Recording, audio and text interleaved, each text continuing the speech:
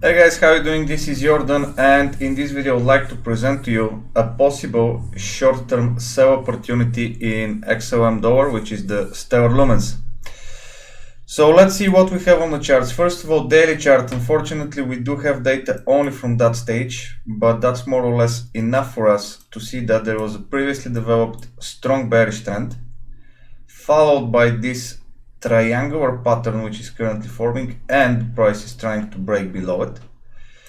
And as you can see, we more or less bounced from that zone. So I'm not excluding the opportunity of pushing higher, but in my opinion we're going to see first of all one more low before actually continuing up, or maybe even creating a breakout and continuing down overall, at least in the shorter term. So where does that come from? Checking out the 1 hour chart, we can see that we previously had leg number 1 followed by correction, and then we have the next leg developing, and this is where we have again another beautiful triangle which formed here, and that means a break below this triangle should be pushing the price to around 0.16 or so.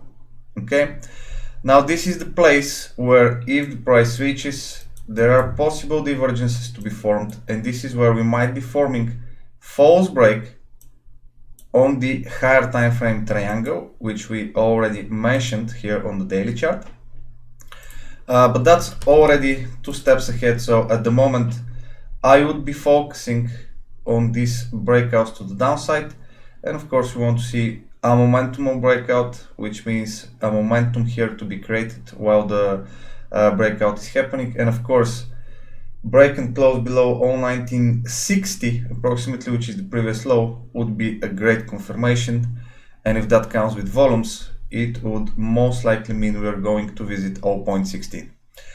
So that's pretty much the idea about stellar lumens. If you do like this video, please thumbs up, don't forget to subscribe, and of course if you have any comments or questions or different ideas about this situation, please leave your comment below and I will be happy to reply.